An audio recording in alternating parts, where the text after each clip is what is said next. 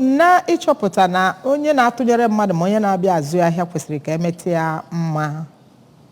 Anyị nụrụ na ndị Lovebite Foods and Beverages Limited ndị na-emepụta nyaba achịcha oyibo bread bụ Lovebite nke onye isi abụ Chief Innocent Nwosu dịka o si eme kwa arọ chịkọbara olili na ọṅụ nakwa ikene Chineke bụ nke o mere na Nnobi Idemmili South. Nke a bụ iji wee kene ndị na-atụnyeli ekenekwa Chineke nakwa ịgwa ha ka ha gaa n'iru na-azụ ahịa na-aga n'iru.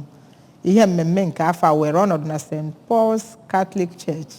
Ebenator Village Nnobi na Mbarabe Chief Nwosu ka anọzi weli olili na ọṅụṅụ na Umuru Village Nnobi bụ nke dọtara ndị ezinụlọ, ndị enyi, ndị na-atụnyere ha na ndị na ha na-emekọta ihe, tinyekwara ndị na-atanya bụ achịcha oyibo bụ Lovebite Food and Beverages Limited Bread. Ndị ọrụ ABS chekwara ebe ahụ anọ n'oge ahụ wee guzobe ọtụtụ ihe dịgasị iche iche nye ndị mmadụ onyinye bụ ndị nke na-atụnyere ha n'ụdị pụrụ iche. Emmanuel Okonkwo nọkwasị ebe a ma wetara anyị akụkọ a.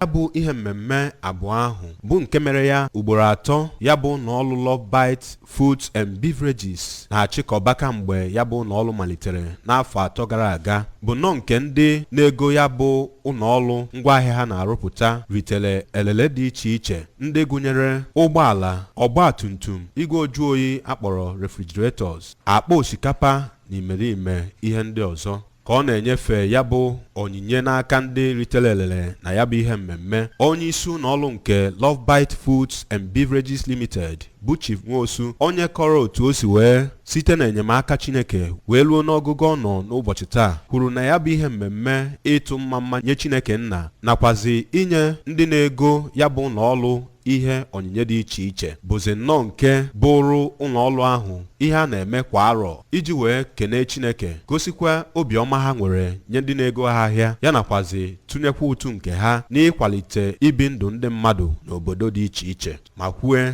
na ha ga-agbanyesi ike ịhụ na ngwaahịa ha niile ha na-emepụta bụ eji amaatụ. Dịka a na-agba ya ajụjụ ọnụ, onye ji ọkwa President General nke Nnobi Ngo Brothers Association bụ Dọkịnta Pat Mbanefo kwupụtara na Chief Nwosu esiwo n'ọtụtụ ụzọ wee nyere obodo ya bụ Nnobi nakwazi obodo ndị ọzọ aka, ebe ọ kpọkụziri ndị nwere ego n'obodo Anambra steeti ka abụ ndị ga-enwomi akparamagwa nwa amadi ahụ ka ha wee mee ka obodo kawanye mma otu ọ dị ugbu a. Ụfọdụ n'ime ndị litere ele na ya bụ ihe mmemme ndị gụnyere Maazị Longinus Okoye, Lady Obianuju Igbobuluchukwu nakwazi Oriakụ Nwanneka Ọkpala kenere nnọọ ụlọọrụ Lovebite Foods and Beverages Limited maka ya bụ onyinye ha nyere ha, ebe ha kpeziri ekpere ka Chineke gaa n'iru n'igozi na ichekwa Chief Nwosu. N'okwuchukwu ya na mbụ n'oge ụka ịtụ mma na St. Paul's Catholic Church dị n'Ebenator Village Nnobi ka parish priest nke ụlọ ụka ahụ bụ Reverend Father Chike